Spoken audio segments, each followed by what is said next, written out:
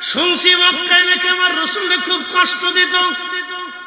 আজকে আমি আসছি শুধু বদরের যুদ্ধে আসছি, হয় ওকে মারবো না হয় নিজে শহীদ হব। আমার নবীর কষ্টের বদলা নেওয়ার জন্য আসছি। একসাথে বলবেন আল্লাহু আকবার। দুই আপন দুই ভাই দুই পাশে দাঁড়ানো মুআজ মুআওয়াজ। আব্দুর রহমান ইবনে আউফ রাদিয়াল্লাহু আনহু ফিল জান্নাতি, তিনি জান্নাতের সুসংবাদ প্রাপ্ত সাহাবী ছিলেন। তিনি বলতেছেন আমার কাছে আরো হৃদয়ে উপলব্ধি হলো, আমার কাছে জজবা এসে গেল। দুই বালক রাসূলের পক্ষ থেকে প্রতিশোধ নেওয়ার জন্য আবু জাহেলকে হত্যা করার জন্য আমার দুই পাশে দাঁড়ানো। এটা তো বালক দেখি না, এরা বীর পাহলওয়ান, বীর যোদ্ধা। আজকে আবু জাহেলকে ধ্বংস করার জন্য তারা আসছে। অবশ্যই তারা বীর যোদ্ধা, বীর পাহলওয়ান। তেলের গাড়ি তেলে চলে,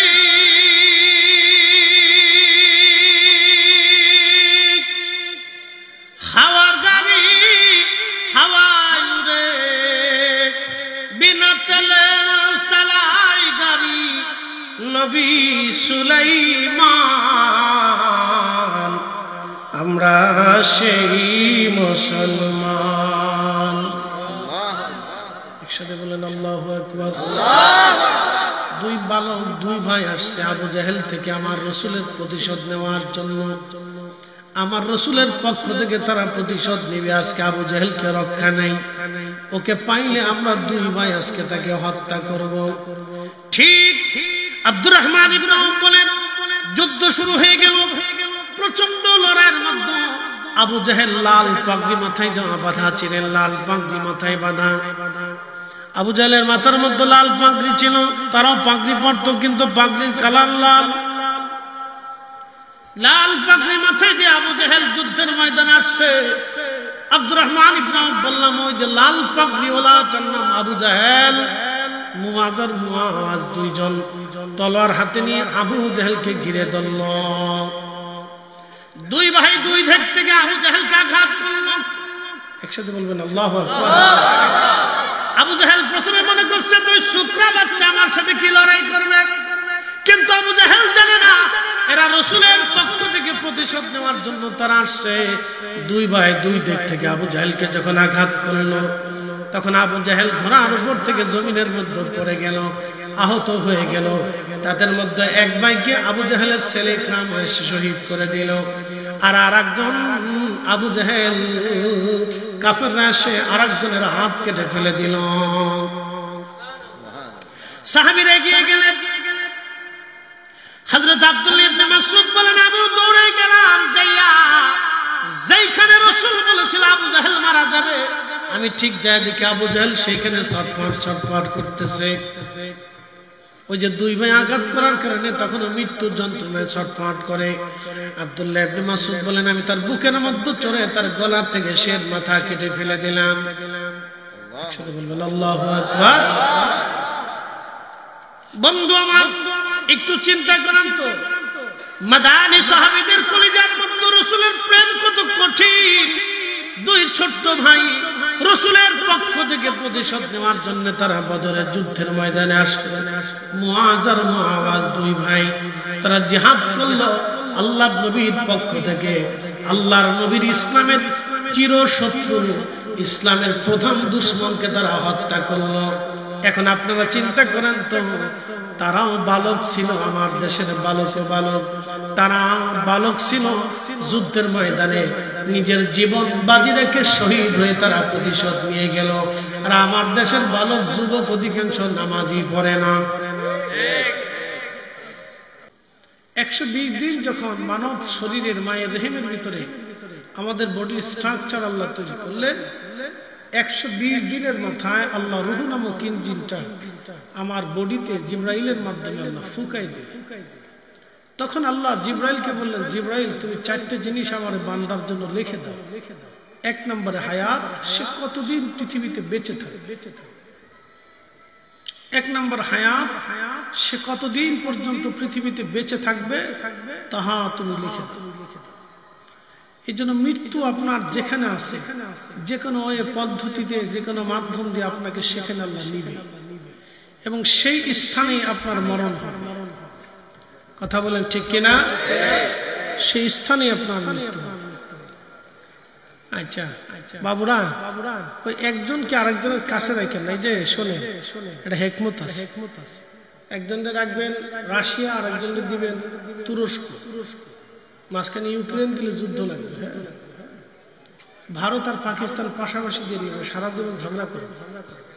মাঝখানে আরেকটা দিয়ে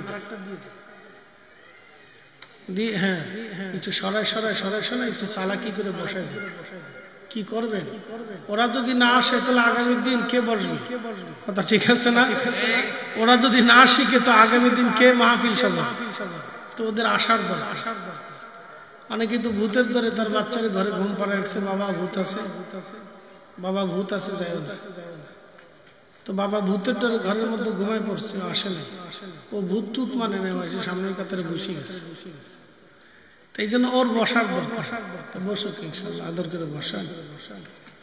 তো খুব মনোযোগ দিয়ে আল্লাহ 4টে জিনিস বান্দার জন্য লিখে দেয়, এগুলো আমাদের জানতে হবে। 120 দিনের মাথায় মায়ের রেহেমের ভিতরে আমাদের বডির স্ট্রাকচার তৈরি হয়। কিছু হাত, চোখ, কান, নাক, পা, অঙ্গ প্রত্যঙ্গের একটা বেসিস তৈরি হয়, ভিত্তি। এটার ভিতরে আল্লাহ রুহ নামক ইঞ্জিনটা ঢুকিয়ে দেয়। রুহ নামক ইঞ্জিন ঢুকানোর পরে আল্লাহ 4টে জিনিস লিখে দেয়। 1 নম্বর হায়াত, কতদিন পর্যন্ত সে পৃথিবীতে বেঁচে থাকবে আল্লাহ সেটা লিখে দেয়। 2 নম্বর রিজিক, সে কি পরিমাণে রিজিক ভক্ষণ করবে। ব্যাংকে জমা হবে ওটা বিষয় না, আপনার অনেক বড় জমি হবে ওটাও বিষয় না, আপনি কি পরিমাণে খাবেন। এই আমার দিকে তাকান, আরে সাইড থেকে বাচ্চাদেরকে সরেন। আপনি কি পরিমাণে খাবেন এটা আল্লাহ লিখে দেন। ব্যাংকে থাকুক না কোথায় থাকুক, এগুলি আল্লাহ হিসাবে না, হিসাব হলো আপনি কি খাবেন আল্লাহ জিবরাইল এটা লিখে দেন। আচ্ছা, ব্যাংকে 1000 কোটি টাকা থাকলে কি মানুষ খাইতে পারে? বাংলাদেশের একজন প্রখ্যাত ধনী মারা গেলেন। আচ্ছা, এই ধনী মারা যাওয়ার সময় খুব মনোযোগ দিয়ে, এই ধনী যখন মারা গেছে, মারা যাওয়ার পরে 80,000 কোটি টাকার সম্পদ আছে। কত কোটি? 100 টাকার 1000 টাকার বান্ডিল যদি করে দেওয়া হয়, আপনারা যারা আছেন এই বস্তাগুলো নিয়ে সারতে পারবেন। এত টাকা। আচ্ছা বলেন, আল্লাহ সিদ্ধান্তের বাহিরে 1 ঢোক পানি কি সে বেশি খাইতে পারছে? হ্যাঁ, একটা তিমি প্রত্যেকদিন 110 মণ খাবার খায়। যার 80,000 কোটি টাকা আছে, সে প্রত্যেকদিন 110 মণ করে খাবার খাইলেও তার এই টাকা শেষ হবে না 100 বছর। তাহলে আপনি বুঝেন তো, আল্লাহর সিদ্ধান্তের বাহিরে 1 টুকরা রুটিও আপনি খেতে পারবেন। আল্লাহর সিদ্ধান্তের বাহিরে একটা ভাতের দানাও বেশি খাওয়ার সুযোগ নেই। যদি তাই হয় তাহলে সুদ, ঘুষ, আকাম্মে, আদাম্মে, বাদাম্মে, আজারে ফাজারে অন্যের অর্থ টাকা মেরে দিয়ে কোনো ফায়দা নেই। এটার জন্য বেহুদে আপনাকে কষ্ট করতে হবে, একবারে বেহুদে আপনাকে কষ্ট করতে হবে, বেহুদে আপনাকে কষ্ট করতে হবে। একজন 1000 বিঘা সম্পত্তির মালিক 1 টুকরা জমিন কবরে নিয়ে যাওয়ার সুযোগ নেই, বরং তার জন্য 3.5 হাত বরাদ্দ। আর যার 1 টুকরা জমিনও নাই, তার জন্য 3.5 হাত বরাদ্দ। বেশি খাওয়ার কোনো সুযোগ তো হুদে জমিন নিয়ে পাড়াবড়ি করে লাভ নেই। 3.5 হাত পাবেন, এর বেশি পাবেন। একবারে সীমানা সহ দিয়ে দিবে, মানুষ মেপে দিয়ে দিবে। 1 ইঞ্চি বেশি আপনাকে দিবেন, আর ওর গরিব মানুষ বিদে তাকে 2 ইঞ্চি কম দাও, তাও হবে না, একই হবে। তো মানুষ জমি নিয়ে মারামারি করে, ঝগড়া ফাসাদ করে, কিলিকিলি করে, পাশাপাশি করে, আপন ভাই বোন মারামারি করতেছে, এক ভাই আরেকবার মাথা তুলে পিটাচ্ছে। আমি বুঝি না মানুষের এই অসুস্থতা কত প্রকারের আছে আমার জানা নেই। এটা এক ধরনের অসুস্থতা।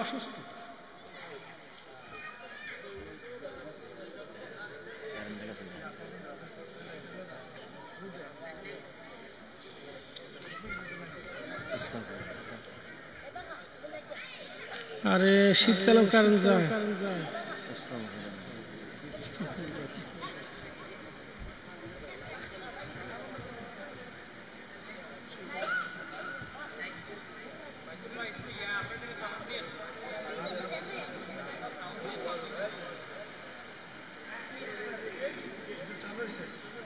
চালু হয়েছে? হ্যাঁ, ঠিক আছে। আমরা সকলে বলি আলহামদুলিল্লাহ। একটু জবান খুলে আল্লাহুম্মা সাল্লি আলা মাশাআল্লাহ আল্লাহু আকবার মুহাম্মাদ আলা আলি সাইয়্যিদিনা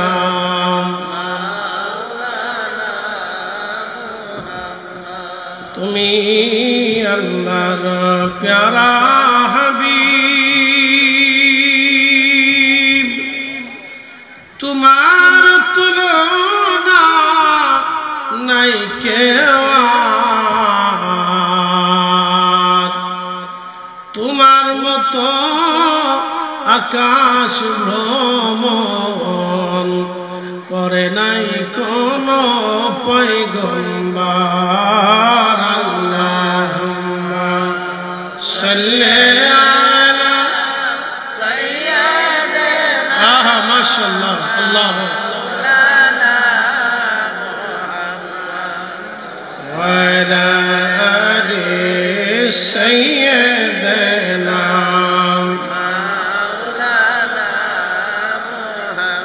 একটু জিকিরে লা ইলাহা ইল্লাল্লাহ লা ইলাহা ইল্লাল্লাহ লা ইলাহা ইল্লাল্লাহ লা ইলাহা ইল্লাল্লাহ হাসবি রাব্বি জাল্লাল্লাহ মা ফি কলবি গায়রুল্লাহ নূর মুহাম্মদ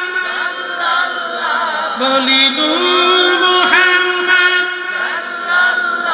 বলি লা ইলাহা ইল্লাল্লাহ লা ইলাহা ইল্লাল্লাহ লা ইলাহা ইল্লাল্লাহ লা ইলাহা ইল্লাল্লাহ লা ইল্লাল্লাহু মুহাম্মাদুর রাসূলুল্লাহ সাল্লাল্লাহু আলাইহি ওয়াসাল্লাম। তো খুব মনোযোগ দিয়ে আল্লাহ 4টি জিনিস বান্দার জন্য লিখে দেয়। 1 নম্বর হায়াত, 2 নম্বর রিজিক। আল্লাহর নবী বললেন, রব্বুল আলামিন জিবরাইলকে বললেন, জিবরাইল আরো একটা জিনিস তুমি লিখে দাও, সেটা হলো আমার বান্দা কি পরিমাণ ইজ্জতওয়ালা হবে, তুমি জিবরাইল এটা লিখে দাও। এই জন্য পৃথিবীতে কে সম্মানিত হবে, কে অপমান হবে, আমার আল্লাহ ওই সময় লিখে দেয়। কারেন্ট আসছে না? কারেন্ট ও কারেন্ট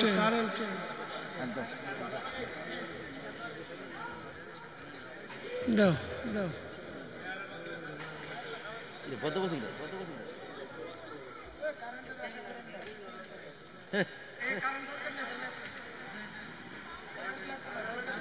হ্যাঁ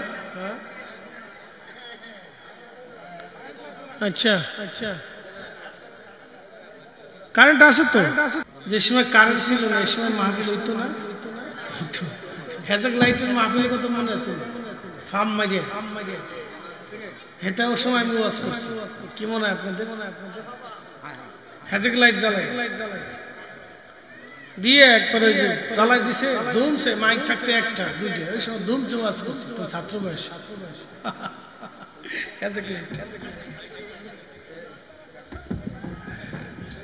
একসাথে বলেন আল্লাহু আকবার। ব্যাটারি কান্দে করে আইন না, তারপরে মাইক চালানো লাগছে। সেদিন নাই, বসি আমরা সবাই বসি একসাথে। লা হাওলা, সবাই পড়ি লা হাওলা ওয়ালা কুওয়াতা ইল্লা বিল্লাহ। লা হাওলা লা হাওলা ওয়ালা কুওয়াতা ইল্লা বিল্লাহ।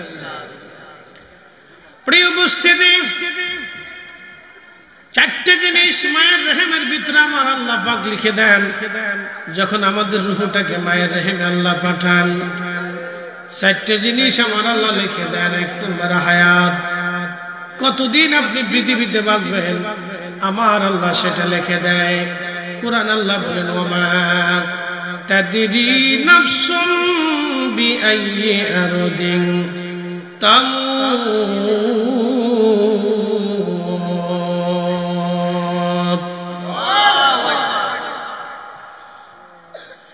আল্লাহ নবী বললেন, রব্বুল আলামিন কোরআনে বললেন কে কোথায় কখন কোন হালতে মারা যাবে আল্লাহ ছাড়া কেউ জানে না। কথাটা মনোযোগ দিবেন। সহিহ বুখারীর কিতাবুল মাগাজির মধ্যে এসেছে, হযরতে আব্দুল্লাহ ইবনে মাসউদ রাদিয়াল্লাহু আনহু বলেন, বদরের যুদ্ধের ময়দান শুরু হবে তার আগের দিন আমি রাত্রিবেলা আল্লাহর নবীর সঙ্গে বদরের যুদ্ধের ময়দান পরিদর্শন করতেছিলাম। কালকে কোন জায়গা যুদ্ধ হবে, যুদ্ধের ময়দান দেখার জন্য নবীজির সঙ্গে রওনা করলাম। রহমতের নবী বদরের যুদ্ধের ময়দানে গেলেন। যাওয়ার পরে আল্লাহর নবী সাদাত আঙ্গুল দিয়ে জায়গাখানা দেখে বললেন, এইখানে আবু জাহেল কালকে মারা যাবে। একসাথে বলবেন আল্লাহু আকবার। কে মারা যাবে? জোরে বলেন, জোরে জোরে জোরে জোরে। আচ্ছা, আবু জাহেল ইসলামের বিরোধিতা করে কোনো কিছু লাভবান হয়েছে? বৃথা বৃথা। আমাদের সমাজে অনেক লোক মাহফিলের বিরোধিতা করে, এত মাহফিল দিয়ে কি হবে? আচ্ছা, তাকে জিজ্ঞেস করবেন যে ভাই তাহলে ভাত টাত খায় কি হবে? না খেয়ে কথা ঠিক আছে না ভাই?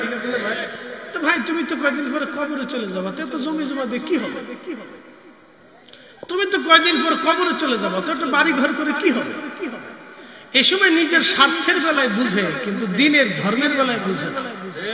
কথা ঠিক আছে না ভাই? এত মাহফিল দিয়ে কি হবে? আচ্ছা বলেন, মাহফিল না দিলে কি হবে? মাহফিল না হইলে কার লাভ হবে? মাহফিল না হইলে শয়তানের লাভ হবে। আমাদের দেশে এই যে মিলাদ মাহফিল দুয়া দুরুদ বন্ধ হয়ে গেছে না অনেক জায়গা? কি কথা কন না কেন? হয়েছে না অনেক জায়গা? হয়ে গেছে। আচ্ছা, লাভ কার হয়েছে বলেন তো? যেই গ্রামের দোয়া মাহফিল, মিলাদ মাহফিল, কোরআন খতম এগুলি বন্ধ হয়ে গেছে, লাভ ওই গ্রামের মানুষের কি লাভ? আপনি আমাকে বলেন যে আমরা এটা বন্ধ করে দিয়ে 10,000 কোটি টাকার মালিক হয়েছি, আমরা এটা বন্ধ করে দিয়ে সৌদি আরব থেকে অনুদান আসছে, এটা সেটা হয়েছি, আমরা এটা বন্ধ করাতে আমাদের দেশে জেনা কমছে, আমরা এটা বন্ধ করাতে আমাদের দেশে সুদ কমছে, আমরা এটা বন্ধ করাতে আমাদের দেশে ঘুষ কমছে, আমরা এটা এই মিলাদ মাহফিল, জিকির আজকার, কোরআন খতম বন্ধ করাতে, এই দোয়া টোয়া বন্ধ করে দেওয়াতে আমাদের দেশে মোটামুটি বেশি নারীরা এখন পর্দাফসিতা করে, আমরা এগুলি বন্ধ করে দেওয়াতে আমাদের দেশের ছেলেরা এখন নামাজ কালাম বেশি পড়ে, আমরা এগুলি বন্ধ করাতে এই দেশে জেনা কমছে, আমার দেশে এগুলি বন্ধ, মিলাদ মাহফিল বন্ধ করাতে পরকীয়া কমছে। আপনি আমার একটু দেখান, দেখা তাহলে দুয়া দুরুদ মিলাদ মাহফিল বন্ধ করে কাল লাভ? হ্যাঁ, অবশ্যই শয়তানের লাভ হচ্ছে। আমি একবারে দলিল দেবো না, আপনাকে পজিটিভ আর নেগেটিভটা দিয়ে গেলাম যে আপনি বন্ধ করিয়া কি লাভ হয়েছে আমার একটু দেখা তো হয়ে গেল। যদি কান্দে হুজুর আমাদের গ্রামে মিলাদ মাহফিল বন্ধ করাতে আমাদের গ্রামের ছেলেগুলোরা নামাজি বেশি হচ্ছে, তা আমরা দেখান কয়জন নামাজি হচ্ছে। আমাদের গ্রামের নারীরা বেশি পর্দাশীল হয়ে গেছে, সব কেউ বেপর্দা থাকে, তা আমরা দেখান দেখান যে আমাদের গ্রামে জেনা ঘটনা হয় না, ওই পরকীয়া টরকীয়া বন্ধ হয়ে গেছে, আমাকে দেখান সুদ ঘুষ হয় না, দেখান। খালি বারে নাই, রন্দে রন্দে চলে গেছে। কি কথা কর না কেন? রন্দে রন্দে চলে গেছে। তাহলে লাভ কারো হয় নাই, লাভ হয়েছে শয়তানের। এই জন্য প্রত্যেক মুসলমানের ঘরে ঘরে আল্লাহর কোরআন রাসূলের দুরূদ চালু রাখা উচিত। কথা বলেন ঠিক না?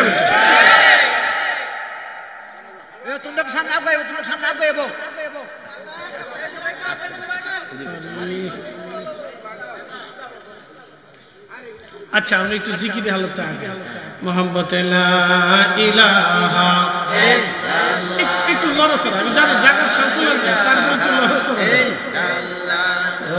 লা ইলাহা ইল্লাল্লাহ হাসবি রাব্বি জাল্লাল্লাহ মা ফি কলবি গায়রুল্লাহ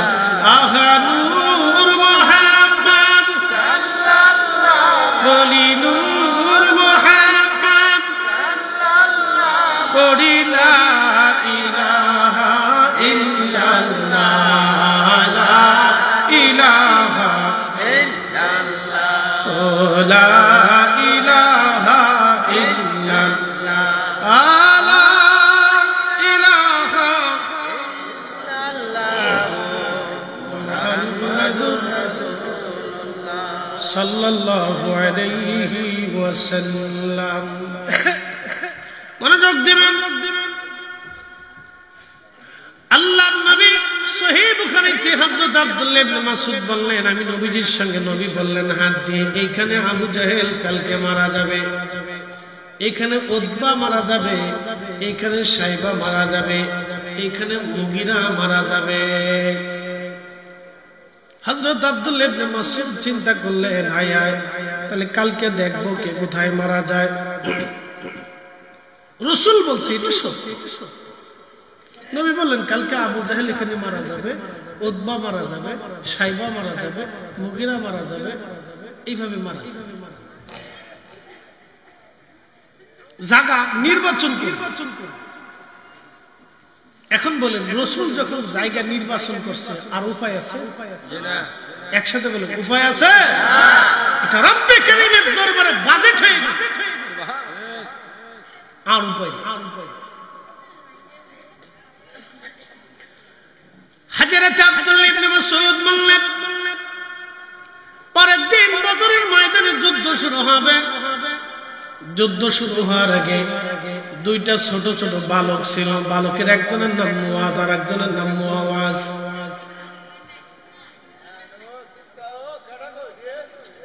এটিকে সারফাস দিয়ে বাড়ি নিও, এর লেগে কিছু তো করার না। বেটি ঘরের ভিতরে তো কথা কইতে, তার তোর কথা বন্ধ করার কায়দা নেই, তাই না? আমরাও আর কি তা করবো, আমরা ওয়াজ করাই না, এরা কথা কোক, আমরা ওয়াজ করি আর কি করবো, কিছু করার নাই তো, উপায় নাই। কি জ্বালার জ্বালা, ঘরের ভিতরে গেলে এই কথাই শুনতে হয়,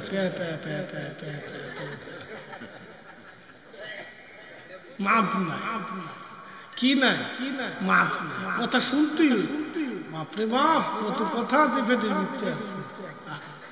আমি নাম দিছি রেডিও, ব্যাটারি ছাড়া রেডিও, বিবিসি নিউজ, সবসময় চলতে থাকে, বাঁচতে থাকে, বন্ধ হয় না। আল্লাহ বানাই দিচ্ছে, নাহলে পুরুষ জাতি বুবা হয়ে যেত। আপনি ঘরের ভিতরে যায় যদি বউরে খুঁচাইতে, বউ কথা কও, বউ কথা কও, তো বিপদ না? এই জন্য আপনি ঘরের ভিতরে গেলে আর কথা কওয়া লাগে না, হ্যাঁ নিজে কথা কয়।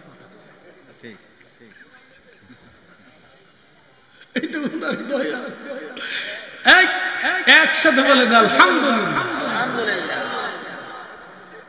ওরে এটা কি কি জ্বালাইলি? আগুন জ্বালাইস না?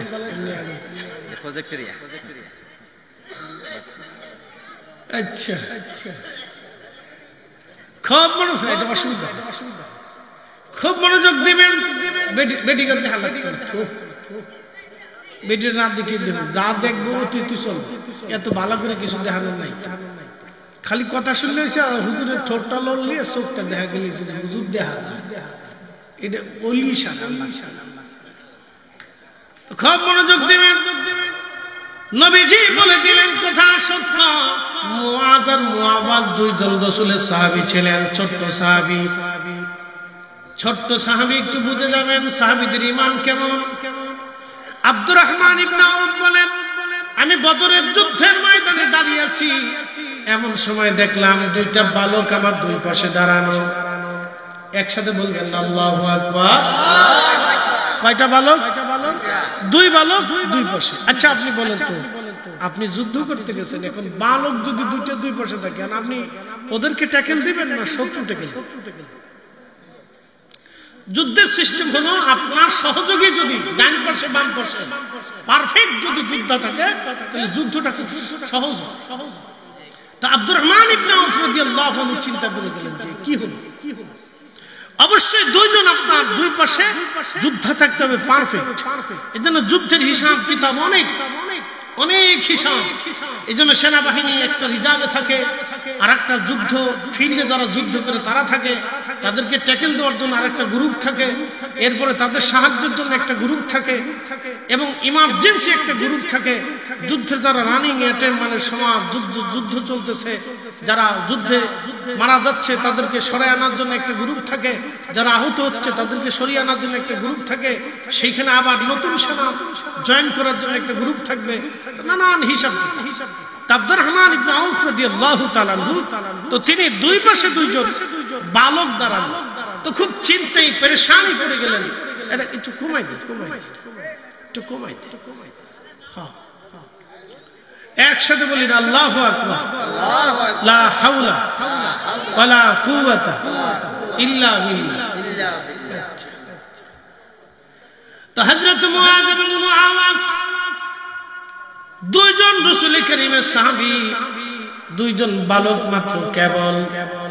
আব্দুর রহমান ইবনে আউফ রাদিয়াল্লাহু তাআলা আনহু বলতেছিলেন, আমি চিন্তায় পড়ে গেলাম, দুইজন বালক আমার দুই পাশে দাঁড়ানো যুদ্ধের ময়দানে, আমি তাদেরকে ট্যাকেল দেব না যুদ্ধ করব, না নিজের শত্রু মোকাবেলা করব, না তাদেরকে ট্যাকেল দেব, এই বালক দিয়ে এখন আমি কি করব, উপায় কি?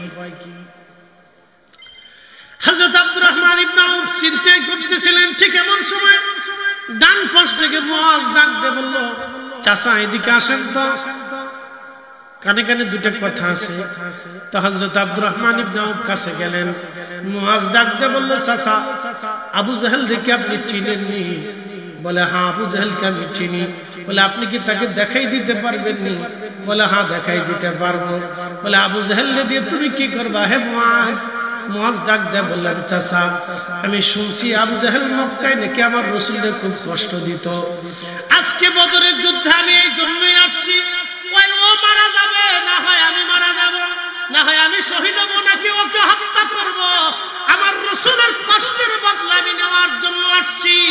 একসাথে জোরে বলেন আল্লাহু আকবার। আব্দুর রহমান ইবনে আউফ রাদিয়াল্লাহু আনহু বলতেছিলেন, মুআযের কথা শুনে আমি বুঝতে পারছি না আমার তেজি হেটা আইছে, আমার রাসূলকে মক্কায় কষ্ট দিয়েছে, প্রতিশোধ আজকে নাই দিয়ে প্রতিশোধ দিবই। ভাই আমি মরব না ওকে মারব, একসাথে বলবেন আল্লাহু আকবার। বাম পাশে মুআয ডাক দেখে চাচা এদিকে তো কাছে গেছে, আপনি কি আবু জাহেলকে চিনেন? দেখাই দিতে পারবে? কি করবা? বলে, চাচা শুনছি মক্কায় নাকি আমার রাসূলকে খুব কষ্ট দিত, আজকে আমি আসছি শুধু বদরের যুদ্ধে আসছি, হয় ওকে মারবো, না হয় নিজে শহীদ হব, আমার নবীর কষ্টের বদলা নেওয়ার জন্য আসছি। একসাথে বলবেন আল্লাহু আকবার। দুই আপন দুই ভাই দুই পাশে দাঁড়ানো মুআয মুআওয়াজ। আব্দুর রহমান ইবনে আউফ রাদিয়াল্লাহু আনহু ফিল জান্নাতি, তিনি জান্নাতের সুসংবাদ প্রাপ্ত সাহাবী ছিলেন। তিনি বলতেছেন, আমার কাছে আরো হৃদয়ে উপলব্ধি হলো, আমার কাছে জজবা এসে গেল, দুই বালক রাসূলের পক্ষ থেকে প্রতিশোধ নেওয়ার জন্য, আবু জাহেলকে হত্যা করার জন্য আমার দুই পাশে দাঁড়ানো, এটা তো বালক দেখি না, এরা বীর পাহলওয়ান, বীর যোদ্ধা। আজকে আবু জাহেলকে ধ্বংস করার জন্য তারা আসছে, অবশ্যই তারা বীর যোদ্ধা, বীর পাহলওয়ান। তেলের গাড়ি তেলে চলে,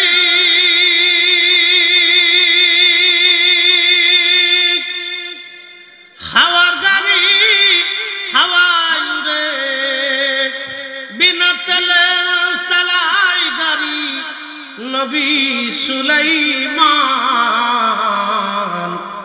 আমরা সেই মুসলমান।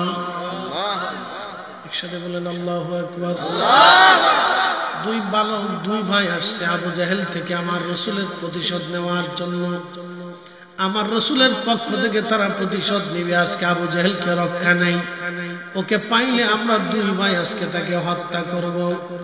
ঠিক আব্দুর রহমান ইবনে আউফ বলেন, যুদ্ধ শুরু হয়ে গেল, প্রচন্ড লড়াইয়ের মধ্যে আবু জাহেল লাল পাগড়ি মাথায় বাঁধা ছিলেন, লাল পাগড়ি মাথায় বাঁধা। আবু জাহেলের মাথার মধ্যে লাল পাগড়ি ছিল, তারাও পাগড়ি পরতো, কিন্তু পাগড়ির কালার লাল। লাল পাগড়ি মাথায় দিয়ে আবু জাহেল যুদ্ধের ময়দানে আসছে। আব্দুর রহমান ইবনে আউফ বললাম, ওই যে লাল পাগড়ি ওলা, তার নাম আবু জাহেল।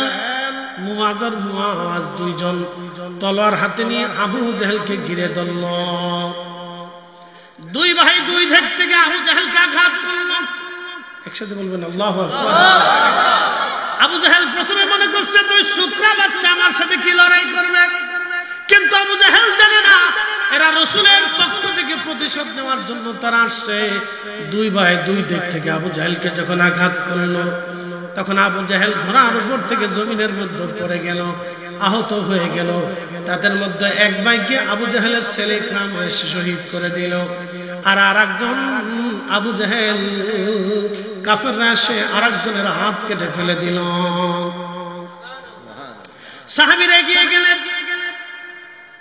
হযরত আব্দুল্লাহ ইবনে মাসউদ বলেন, আমি দৌড়ে গেলাম, যাইয়া যেখানে রাসূল বলেছিল আবু জাহেল মারা যাবে, আমি ঠিক যায় দেখি আবু জাহেল সেইখানে ছটফট ছটফট করতেছে। ওই যে দুই ভাই আঘাত করার কারণে তখন মৃত্যুর যন্ত্রণায় ছটফট করে। আব্দুল্লাহ ইবনে মাসউদ বলেন, আমি তার বুকের মধ্যে চড়ে তার গলা থেকে শের মাথা কেটে ফেলে দিলাম। একসাথে বলবেন আল্লাহু আকবার।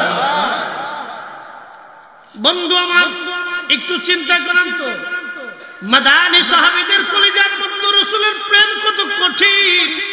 দুই ছোট্ট ভাই রাসূলের পক্ষ থেকে প্রতিশোধ নেওয়ার জন্য তারা বদরের যুদ্ধের ময়দানে আসলেন।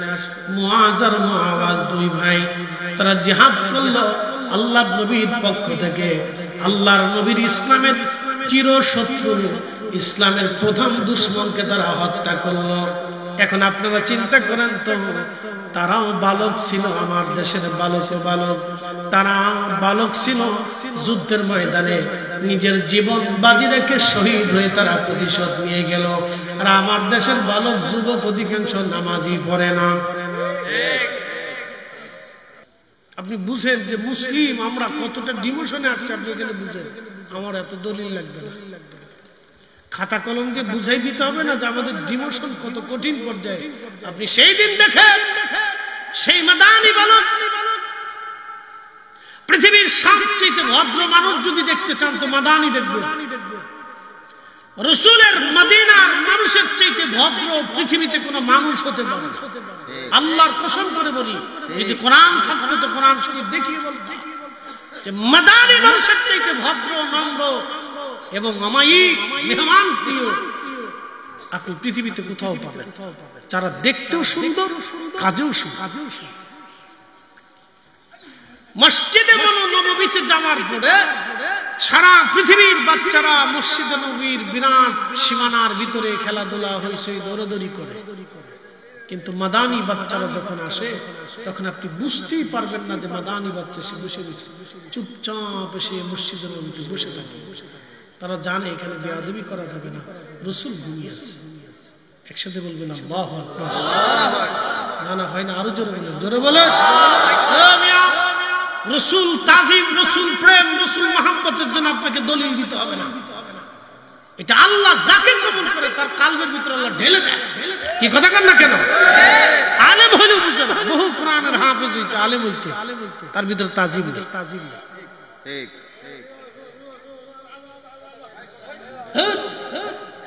বসেন, যার যার জায়গায় জায়গা কি করার আছে, কিছু করার আছে। একটু জবান খুলে বসে পড়েন আল্লাহুম্মা সাল্লি আলা সাইয়্যিদিনা মাওলানা ওয়া আলা আলি সাইয়্যিদিনা মাওলানা মুহাম্মদ। আমি জানি প্রেমে পাগল সে তো মদিনা, ওরে প্রেমানলে পুরে মরি, প্রেমানলে পুরে মরি, ওহে রব্বানা। আমি জানি প্রেমে পাগল সে তো মদিনা। সারা দুনিয়ার মধ্যে মাদানী বাচ্চাদের মতো এত সুন্দর, ভদ্র, নম্র পৃথিবীতে আর কোথাও পাবেন না। তারা এত তাজিম, এত পর্দা নিশীন, এত পরহেজগার আপনি খুঁজে পাবেন না। তারা এত ভদ্র। অরিজিনাল মাদানীরা যখন আসে বাবার সাথে চুপচাপ মদিনার মসজিদে বসে থাকে, কোনো লড়াচড়া দৌড়াদৌড়ি হোরাহুরি পড়াপড়ি করে না, চুপচাপ মসজিদে নববীতে বসে থাকে। বাবার সাথে আসে, চুপচাপ তারা বসে থাকে। সকালবেলা তারা কোরআন হাদিস পড়তে আসে, চুপচাপ আসে, চুপচাপ চলে যায়, কোনো শব্দ নাই। আমাদের বাচ্চারা মসজিদে গেলে হইচই করে, লাফালাফি পড়াপড়ি, জানলায় ঝুলে, দরজায় ঝুলে, মনে হয় মসজিদ ভেঙে ফেলাইতেছে। কিন্তু মদিনার বাচ্চাদেরকে আপনি পাবেন না, দৌড়ও তারা দেয় না, মসজিদে নববীর ভিতরে তারা দৌড়ায় না, চুপচাপ আদবের সাথে হেঁটে হেঁটে হেঁটে হেঁটে বাড়ি চলে যায়। বাজান, এই জন্য ইশকে রাসূল, তাজিমে রাসূল দলিল দেওয়া হয় না, এটা কলিজার ভিতর থেকে আসে। আল্লাহ যাকে দয়া করে তাকে কবুল করে। পৃথিবীর এত জায়গা থাকতে আল্লাহ কেন মদিনায় নবীরে পাঠাইলাম? পৃথিবীর এত জায়গা থাকতে রাসূলকে আল্লাহ মদিনায় কেন পাঠাইলেন? এত জায়গা দুনিয়াতে থাকতে হিজরত করার কি আর জায়গা ছিল না? হাবশিতে যেতে পারত, ইউরোপে আসতে পারত, তুরস্কে আসতে পারত, সিরিয়াতে আসতে পারত, বাইতুল আকসায় আসতে পারত, প্যালেস্টাইনে আসতে পারত, জর্দানে যেতে পারত, কুয়েতে যেতে পারত, কাতারে যেতে পারত, ইরানে আসতে পারত, ইরাকে আসতে পারত, ইয়ামান যেতে পারত। কিন্তু রাসূলকে আল্লাহ কেন মদিনায়? এর অর্থ হচ্ছে মদিনার মানুষ সব কিছু দিয়ে রাসূলকে ভালোবাসত। কথা কম ঠিক কিনা বেঠিক? এই জন্যই আল্লাহ পাঠিয়ে দিয়ে বললেন ওইখানেই চলে যা। এই জন্য রাসূল ভালোবাসা এটা বুলন্দ নসিব লাগে। দলিল চা আমাদের কাছে, দলিল দিয়ে কি করবেন আপনি? হ্যাঁ, আপনি এত দলিল, রাসূল তাজিমের জন্য এত দলিল কি? দলিল চান আপনি, দলিল দিয়ে কি? আল্লাহর জমিনে রাসূলের দুরূদ চলবে, দলিল দিয়ে কি করবেন? কি কথা বল না? জমিন কা? একসাথে বলেন, জমিন কা? আমাদের এই মর্যাদা আল্লাহ কার জন্য দিয়েছে? রাসূলের জন্য দিয়েছে। আপনি এক রাকাত নামাজের 27 রাকাতের সওয়াব জমাতে বলবেন কার কারণে? নবীর কারণে। মুসা নবীর উম্মতের তো এই মর্যাদা ছিল না, এক রাকাতে সওয়াব। মুসা নবীর উম্মত নেকের নিয়ত করার, কার্য করার আগে নেকি পেত। এই উম্মত নেকের নিয়ত করবেন, তখন থেকে আল্লাহ নেকি শুরু করে দেন। সুবহানাল্লাহ। মুসা নবীর উম্মতকে তওবা করতে করতে করতে করতে জান শেষ হয়ে গেছে। জানেন, শুধু তারা এই গোবাসুর পূজা করছে।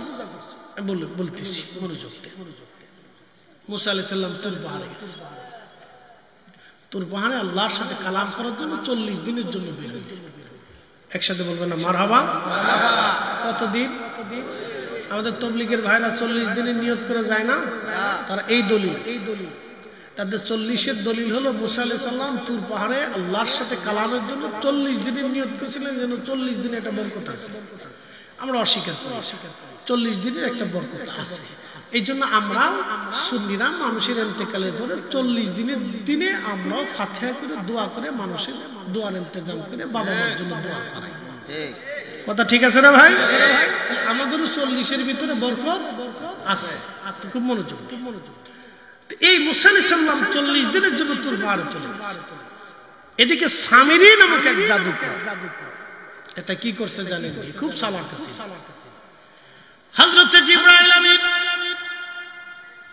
জিবরাইল আমিন ঘোড়ার পিষ্টে করে যখন মুসা আলাইহিস সালামকে নীল নদে পার করার জন্য সমুদ্রের পার্শ্ববর্তী নীল নদের কিনারায় এসে দাঁড়াইলেন, সামিরি দেখেছিল মুসা আলাইহিস সালাম হযরতে জিবরাইল আলাইহিস সালাম ঘোড়ার পিষ্টে করে দুনিয়াতে নামে।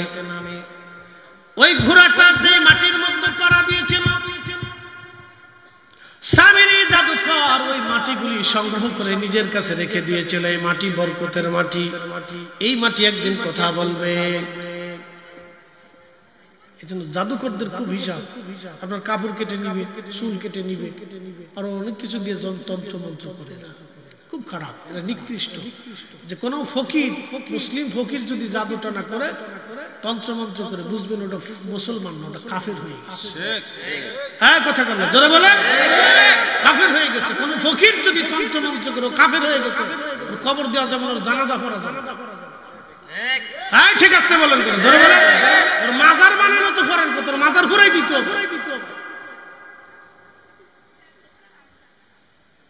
ওর মোর জানা যায় তো খুব মনোযোগ তো সামিরি এই মাটি নিয়ে আসছে হযরত জিবরাইল আলাইহিস সালাম যেখানে দাঁড়িয়েছে। আমি কথা কাটছাট বলি, আমি সুন্নি, আমি হযরত গাউসে পাকের আকীদায় সুন্নি, আমি মুজাদ্দিদ আল ফাসানি সেরহিন্দের আকীদায় সুন্নি, আমি খাজা বাবা আজমিরের আকীদায় সুন্নি, আমি ওয়াহাবউদ্দিন নকশবন্দ বুখারীর আকীদায় সুন্নি, আমি শাহজালাল ইয়ামানি মুজাদ্দিদের আকীদায় সুন্নি, আমি ইমাম শাফিঈর আকীদায় সুন্নি, আমি হযরত ইমাম আহমদ ইবনে হাম্বলের আকীদায় সুন্নি, আমি হযরত ইমামুল আযম আবু হানিফার আকীদায় সুন্নি, আমি ইমাম মালিক ইবনে আনাসের আকীদায় সুন্নি, আমি আউলা জাওলা বাউলার আকীদায় সুন্নি।